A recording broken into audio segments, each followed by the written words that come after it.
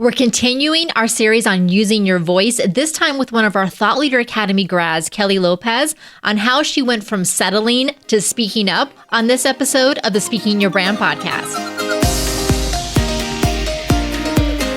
More and more women are making an impact by starting businesses, running for office, and speaking up for what matters.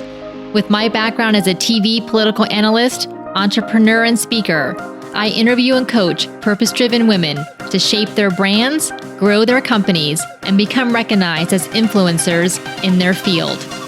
This is Speaking Your Brand, your place to learn how to persuasively communicate your message to your audience. Hi there, and welcome to the Speaking Your Brand podcast. I'm your host, Carol Cox. We're continuing the series that we've been doing all around using your voice with our guests who are here to inspire you to do the same. And I've heard from listeners how much they've been enjoying this series. Last week, we had on Dr. Nicole Rochester, and she shared her journey to being a TEDx speaker and entrepreneur from an experience that she had. The week before that, we had Kelly Schmerhorn on, who talked about feeling worthy enough to have a voice. This week, I am pleased to bring on Kelly Lopez, who is one of our Thought Leader Academy graduates. She is sharing how she went from settling to speaking up. Our lead speaking coach, Diaz, interviewed Kelly for this episode because Diane and Kelly worked together on her signature talk one-on-one when Kelly went through the Thought Leader Academy last year. So you're going to hear Diane and Kelly talk about Kelly's story of going from settling, both personally and professionally, to being intentional about her life and work, why Kelly almost said no to a huge speaking opportunity and what changed her mind, how she manages imposter syndrome when speaking, why she feels her voice matters in her male-dominated industry, why she decided to join the Thought Leader Academy, and the reason she believes it's imperative that more women, yes, you, use their voices. If you're interested in joining our Thought Leader Academy, you can get all of the details at speakingyourbrand.com/academy. Again, that's speakingyourbrand.com/academy. In the Thought Leader Academy, we work with you closely to develop your thought leadership message and framework and to create your signature talk. Again, you can get all the details at speakingyourbrand.com/academy. Now, let's get on with the show. Hi, Kelly. Welcome to the Speaking Your Brand podcast. Thank you. It's so good to be on here today. I am so excited to talk to you. So for our audience, Kelly was part of our Thought Leader Academy. But before we get into all of that, and that's how I came to know Kelly and her work and what she does and what she speaks about. But Kelly, if you would take a few minutes and just tell our audience who you are, what you do in your business, and kind of what you're all about. Yeah, absolutely. So my name is Kelly Lopez. I'm the executive vice president of a company called Scout Sourcing, and we are a woman-owned sustainable paper and packaging company. So we supply raw materials and finished goods into Fortune 500 companies. I believe that you told me you did something else before you got into that. Yes. For about 20 years, I worked for a Fortune 500 company that specialized in print and communications. So I've always worked in the enterprise world with business-to-business sales in large companies. But this recent foray, I was there for 20 years. I left about 2 years ago. And it's been a breath of fresh air. I'm doing operations, I'm doing strategy, I'm doing procurement, I'm doing supply chain, I'm doing sales. So it's a really fun change. What prompted you to want to make that change? And I know you shared a little bit with me about that, but being at a company for 20 years and then making a change like that is significant. So what was the impetus for that change? It's funny because I probably would have been with that company forever until I retired. But I was actually approached by this company that I'm with now, Scout Sourcing. I'd never really thought about leaving my other position. I had what I would have considered my dream job as, vice president of sales of a major company. But I was approached and I really called time out and said, well, if I'm going to change jobs, let me really think about what I want to do. And it really ignited so much fire within me and every aspect of my life, from my health, from my family, from my career. And I would say completely recharged me. And I started fresh, and it's been a fun change. That is so much fun. And I think maybe it also, if you could correct me if I'm wrong, it may also have spurred you to want to use your voice and start speaking. So Tell me a little bit about, because again, for our listeners, Kelly was part of our Thought Leader Academy. So she's a graduate of our Thought Leader Academy. What was your experience with speaking? Had you spoken before? And what sort of prompted you to join the Thought Leader Academy? What were you looking for with regard to speaking and using your voice? Yeah. So I was actually, I had minored in public speaking in college, and I've always enjoyed it, but I never really had a forum to do it. In my previous position. So I spoke to groups from a sales leadership perspective or from an industry perspective at large meetings. And I always liked it. But when I changed jobs, it really opened up the door to things to be discussed that I didn't have an opportunity to discuss before. So one of those that I feel passionate about talking about is women-owned businesses and supplier diversity. So I speak a lot about that, as well as sustainability. I think there's some real avenues there where there's some information that's just not being shared. And when I changed jobs, I was shocked at all the amazing opportunity that really exists in those two avenues between supplier diversity and sustainability. And even the fact that I became unsettled in my personal life as well, that I thought, wow, this is really cool, that this should be something that people talk about more often. And that prompted me to sign up for the Thought Leader Academy.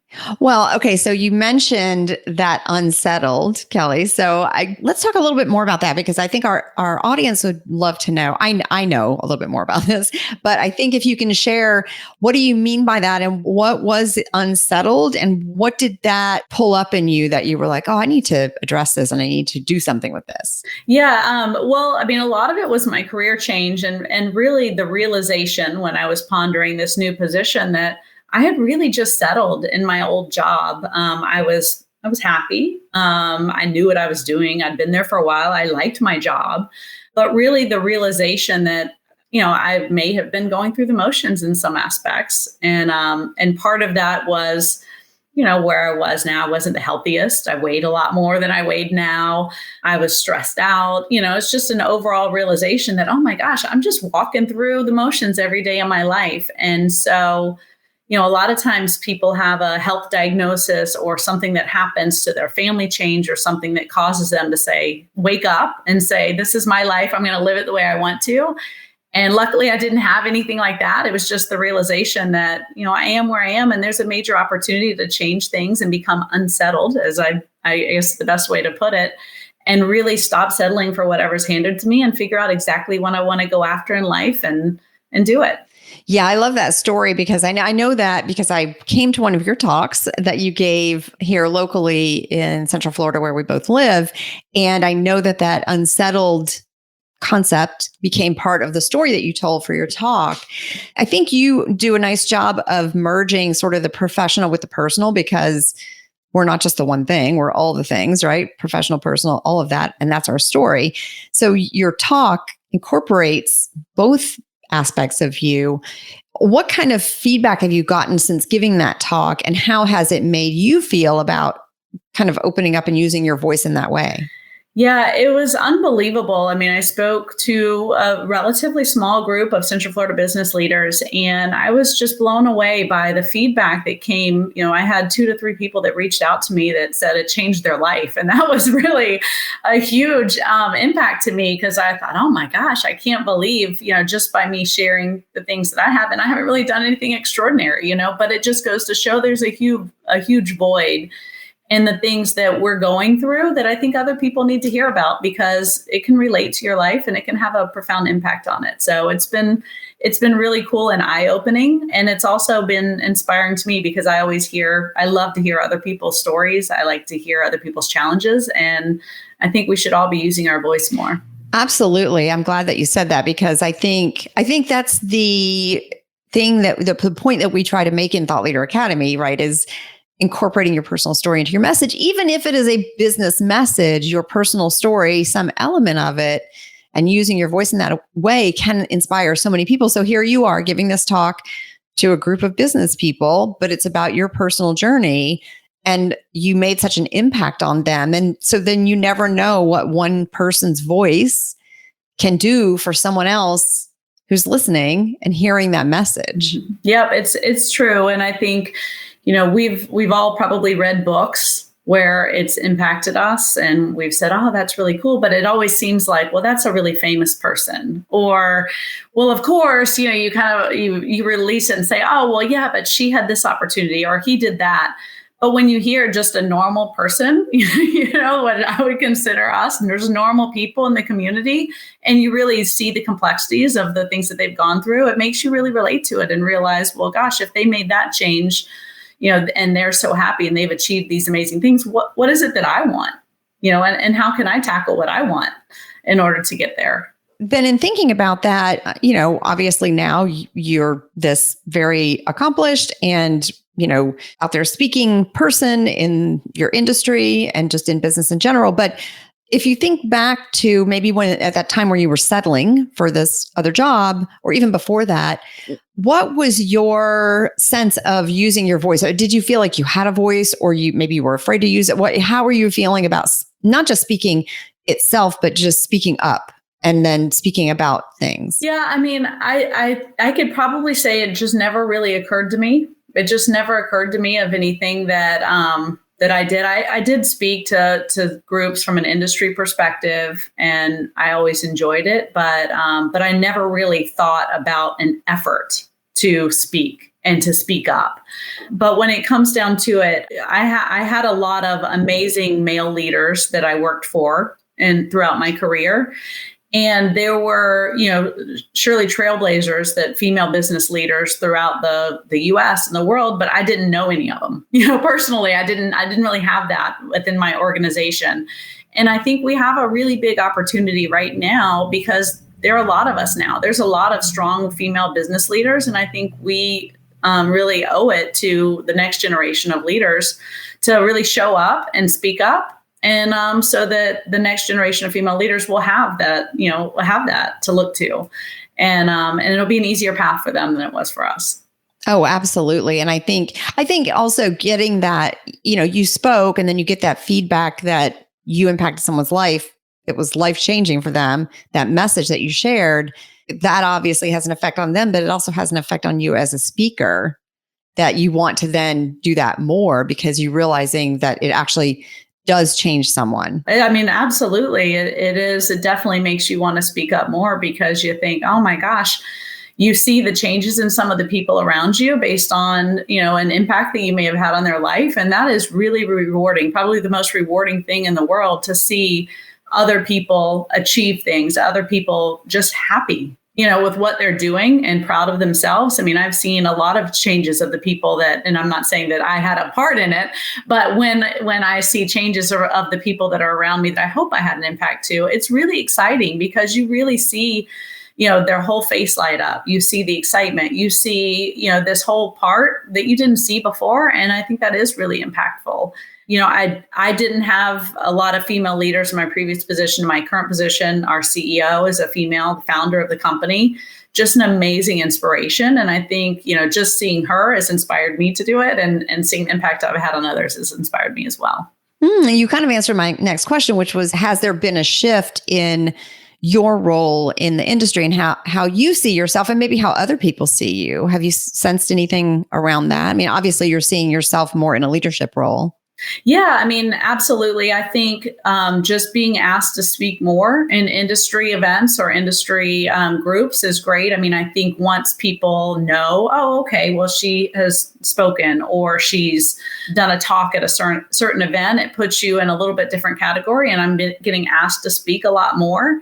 And, my professional knowledge hasn't changed that much. It's just the fact that I'm out there a little bit more. I'm more visible. And so it's gotten a lot more opportunities for me to speak to larger groups. I love that, Kelly. So it's not just the confidence it's building in you, but maybe the confidence that other people have in the fact that you can speak on a specific topic and really deliver the goods to the audience. Right. Yep. That's great. So I know that you spoke at an industry conference recently, and I believe your talk was about sustainability in that specific industry. So how did you feel about going into that talk? Like when you first got asked to give the talk, and then once you said, okay, I'm definitely going to speak here and use my voice and talk about maybe a topic that people in your industry know they need to pay attention to, but maybe they aren't necessarily that receptive to yet. Was there any hesitation on your part or any concern, or what were you feeling about having a voice in that space?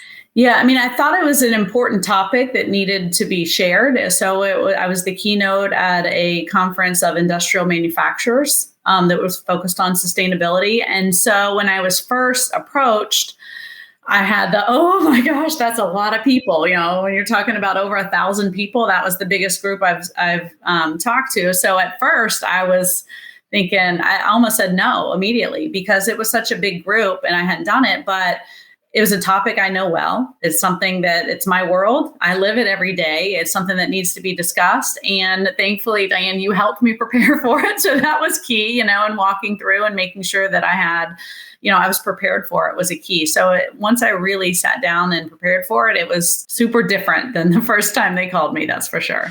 I know that it's nerve-wracking to speak in front of a large group like that. Once you delivered the talk, I guess my first question would be, what kind of feedback did you get? But secondly, how did you feel after using your voice on a really big platform like that?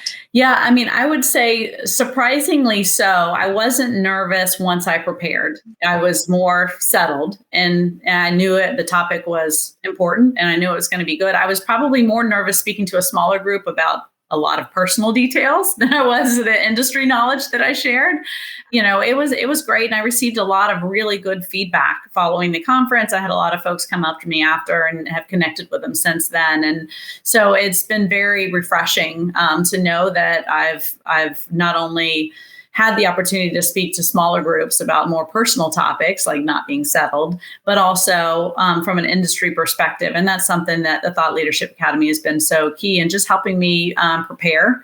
Once you're prepared, it's really easy to talk to anybody, but it's a matter of making sure that your thoughts are lined up and you're not a rambler. Yes, yes. Well, and especially in front of a large group like that, you really want your point to be clear, your message to be clear, and really capture them because it's a large. I agree that it is harder. It is for me as well to talk to a smaller group. I'd much rather talk to a bigger group. It feels maybe less personal, in your space or something. I'm not sure, but you do have to have a very clear message in order to make an impact on them. And so I would imagine that also your audience for that talk and that the industry in general is very male dominated as well. Is that the case? Oh yeah. With industrial manufacturing and most manufacturing in general is a very male dominated field. Yeah. So as a woman, then what are your thoughts on really taking a stand in that space and being visible, having a voice, using your voice, speaking about something that you're passionate about?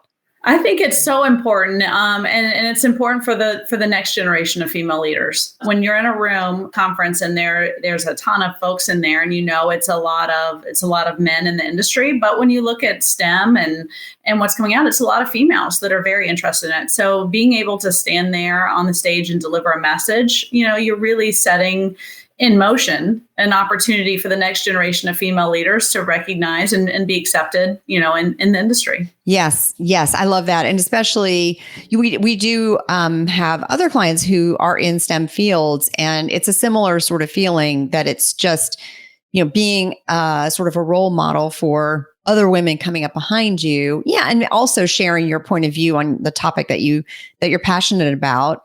And that idea of sustainability, which is something that is very important right now.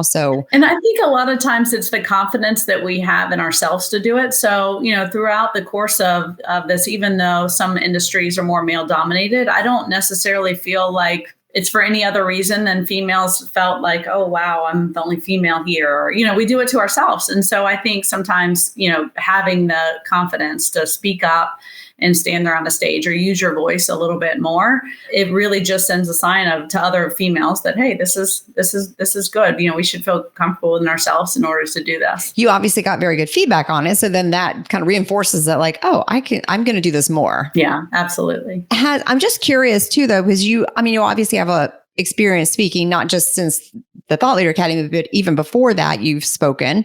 Have you ever had any negative feedback or anything that caused you to not want to use your voice? Have you ever experienced anything like that? Yeah, I mean, I feel like a lot of times we as females, I think we are really hard on ourselves. And I think not, I've never received the feedback, but it's more so probably the feedback I give myself, coming off there, the confidence that, I should have done this, or I should have prepared better. I should have gone through this process. I feel like we are probably tougher critics on ourselves than anyone else would be.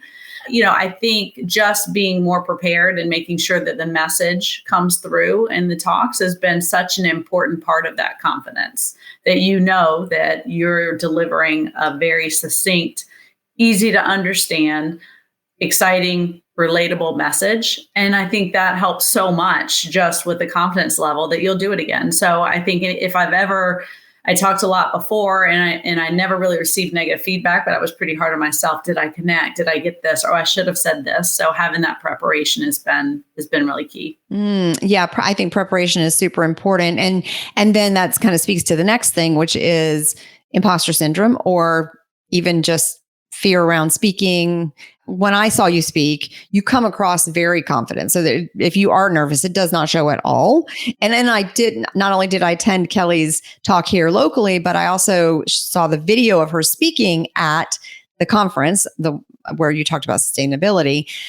If you are nervous, it doesn't show. But I'm just wondering, do you deal with any feelings of like imposter syndrome, or just, confidence kind of waning? And if you do, how do you manage that before you speak? Yeah, I feel like everybody probably has a sense of that before they talk. I would say I definitely have, when first asked, although it's something I jumped on, and I'm sure I appeared very confident when I agreed to do it. Afterwards, it's like, what did I do? Why did I do that? So am I the right person for this? Am I qualified enough? I feel like we ask ourselves all those questions. And, but I think preparation that's how you get over it. It's just preparation. And then sometimes you just have to do it. Sometimes you just have to say, this is what I wanted to do. I'm prepared for this, and I'm just go and do it. And what's the worst thing that could happen? Maybe I'm not the best speaker ever, definitely I'm not that. So, hey, what's the worst that can happen after that? Yes. That's funny that you mentioned that. Is just, like, do it anyway. And what's the worst that could happen? Because I maybe mistakenly have signed up to do a 5-minute comedy set in January. Yeah, I know, with a group of other women here locally. So I figured, if I bomb, I'm not trying to be a professional comedian. So if I bomb, who cares? Then I'll just not do it again. So what's the worst that can happen? I love that. And you have to send me the information, because I'm coming. I will. I do need a big support group there, so I will send you that. Yes, I'll be there. But I love that. A lot of times I was speaking to some other folks, and I got asked the question of, how do you get over that? I feel like that confidence, or that, that questioning, and I want to put myself out there more, but I just don't, I'm not sure. And you just have to do it. Sometimes you just have to say, if this is what you want to do, then you have to do it. And if it's not what you want to do, then stop saying you want to do it. It's that simple. If it's something you want to do, sometimes you got to push yourself to do it, and it gets easier, and you do it again and again. And then all of a sudden it's no big deal. So, yeah, that's, there's that expression, feel the fear and do it anyway. Mm-hmm. Yeah. So you can be afraid of using your voice, but you can still use your voice. It doesn't mean that you won't be scared. Doesn't mean that you won't have some imposter syndrome. It doesn't mean that afterwards you won't have what Carol and I call a vulnerability hangover. But I think it's important to, at least, like you said, push yourself to start to use your voice, because it is through more women using their voice that more women get to use their voice. Right? We start to perpetuate that's the norm, because in reality, there are fewer women speakers, and women typically get paid less to speak. But the more that we speak, then the more that we are out there, the more we become the model of what is the norm, and the more we will be able to push the limit of what we can get paid and get more demand for us using our voice, right? It's true. And I read somewhere that I think 70% of the people quoted are males. So I read that, and I think it was 70% of the people that are quoted in credible news sources or in the media are men. Women should be speaking up more, because then it makes it more the norm. So you're exactly right with that point. And I feel like it definitely sends a message for the next generation. I try to mentor folks and get involved with female leaders, that are just starting out in their career. I did last week. I did a Zoom call that was with seniors graduating from college, and they were asking about, what they should do in interviewing skills. And I saw every single imposter syndrome question came through. You could tell they were just so nervous. And it's one of those things that, you just have to, suck it up and give that level of confidence, and you're fully prepared. You're fully prepared. You've come from a great school. You're going to get started. It's just a matter of getting over it and making it happen. Thank you for sharing that, Kelly, because I think that just illustrates another way that we as women, professionals, entrepreneurs, can use our voices is to, obviously talking to a group of college students is a different thing than speaking on a stage, but it's still an important component of a way to use your voice to then inspire other women to use their voice. And you're right. I remember when I was in college feeling that fear of, what if I say the wrong thing? What if I do the wrong? The thing we learn as we get older, and I'm sure you have this as well, is it doesn't matter because we're going to make mistakes, but the mistakes don't matter. They don't, everybody's going to make mistakes in using their voice, and they're going to, hopefully you learn from them, and then you just correct, and then you find a better way to say the thing, or a different group that's more receptive, or whatever the case may be. Mm-hmm. And I think a lot of times we put ourselves in a category of holding ourselves back. Oh, I could never do that. I heard so many people say, I can't believe you spoke at that. I could never do that. Or, oh, I can't believe you did this. I could never do that. And I think a lot of times we repeat that so many times and then we believe the message. And I think it's really important for the people around you to see you can do that if you want to. If it's something that you want to do, you absolutely can do it. Don't put those beliefs on yourself that are going to limit you, because you can do it if it's something you want to do. Beautifully said. 100% agree with you. As a former painfully shy person. I don't believe that. Oh my goodness. I just wanted to be invisible. And I think I started coming out of my shell when I was in college, because I worked at a grocery store as a cashier where the requirement was to speak to every customer, even if you were not working on the cashier, or on the cash register. Even if you were walking down the aisle, you had to speak to customers. And so I had to come out of my shell. But you can use your voice. You just need to find a way that makes sense for you. And, Kelly, like with you, I think you're talking about a topic that you're very passionate about, the personal stories that you're sharing. You're passionate about this idea of not settling, like getting unsettled, and then talking about sustainability in your industry. That's something you care about. So when the topic matters to you, do you feel like that gives you even more confidence to speak about it? Oh, yeah. Absolutely. Yeah. It's hard. It would be hard to talk about something you're not passionate about, because the audience would see that in a heartbeat, right? The fact that I've been able to speak about those things that literally light the fire, inside me, have been just amazing, because that's what made me push through and say, okay, no, I'm just going to do this, because it's a message that needs to be delivered. It's a message that people need to hear. And so when you're passionate about that, it makes it much easier to pull the trigger and say yes. Oh, such a great point. So to our listeners, find the topic, whatever that might be, personal, professional, that really lights you up, that you're passionate about. And then I guarantee you'll be able to use your voice, because it will matter so much to you. It's so true. And I was recording a podcast following the conference, and it was about a topic that the conference wasn't even about, but we just got on this topic, and it became then the subject of the podcast, which is about supplier diversity, about women-owned businesses. And I think there's that I'm super passionate about that, because there's so much connotation that if it's a woman-owned business, oh, it must be small, or they must not be capable to scale, or, oh, that's nice, you have a nice little business.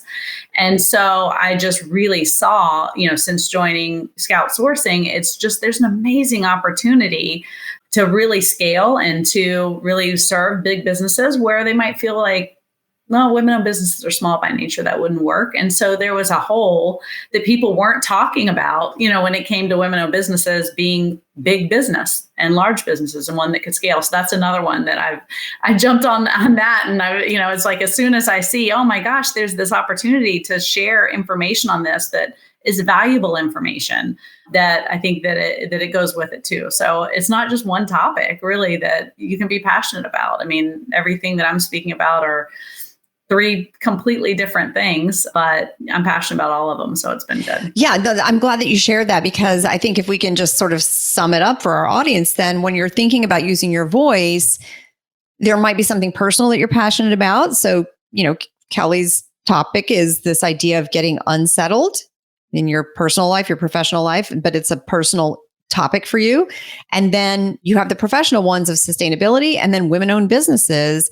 And these are all things that you're qualified to speak on and use your voice about because you've personally experienced them and you have a point of view to share that matters, that your audience is going to care about, that matters to you, but that you also see how that connects to other people in your industry and why it's important for your industry, for the world at large. Yep, it's so true. And that, I think there's so many opportunities of topics that people can speak on that it's endless. Yes. I'm so glad you said that because I think that's sometimes something that comes up is, well, I don't, this is what I do, but I'm not really sure what my message is. Well, we can find a message. If you care about something, anything, personal, professional, we can figure out a message and it'll be something that matters to you and that will resonate with your audience. Yep. So Kelly, because, I did tell everybody that you went through our Thought Leader Academy. So you've graduated from the Thought Leader Academy. Tell us a little bit, share with our audience, what was your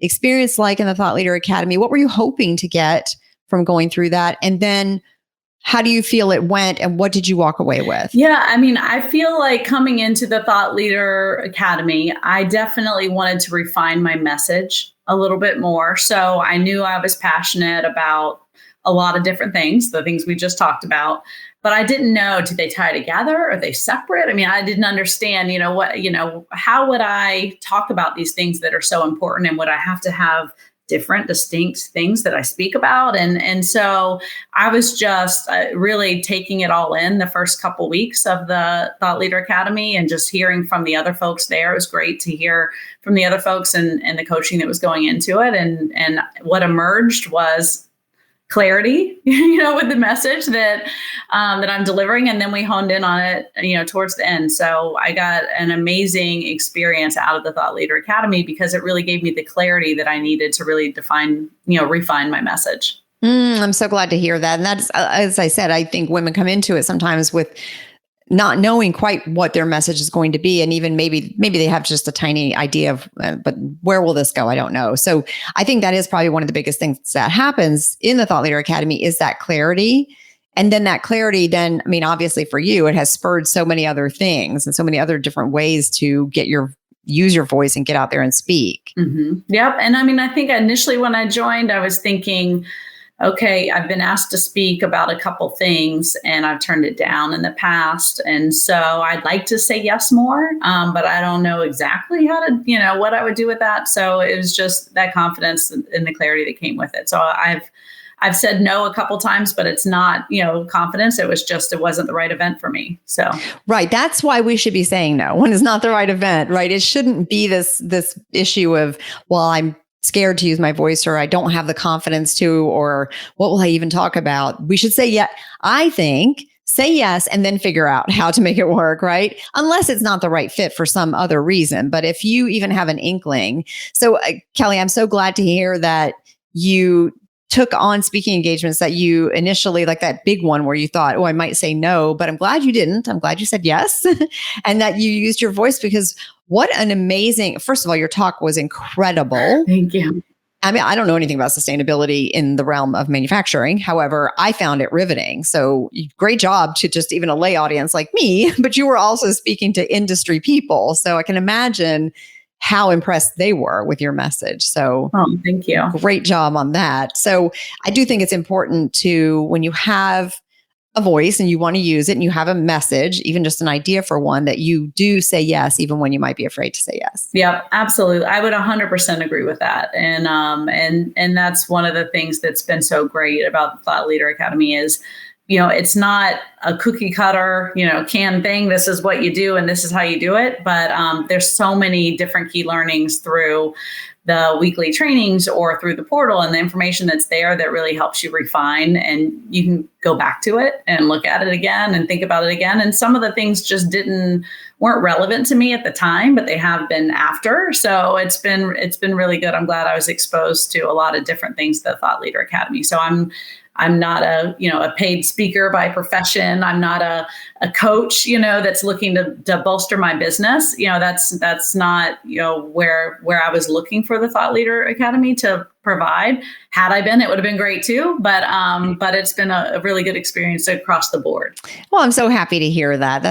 I always love hearing from our clients and what their experience has been since they graduated and what they've been doing. And so with that, then, Kelly, what is on the horizon for you as far as using your voice and speaking? Do you have any speaking engagements lined up or anything on your bucket list that you want to do?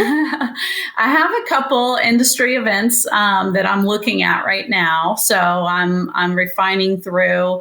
I have a couple podcasts that I'm on or that I'm coming up on that I'm finalizing. So I'll keep you posted as I lock in on them. But, it's nice because it's not my profession by nature, because I have a whole profession that I'm going down. So it's nice to jump in and out. But I know that I'm prepared based on the Thought Leadership Academy. So I don't have anything that's set to say, okay, I'm speaking at this event tomorrow that I'm trying to plug here today, but I'll keep you posted.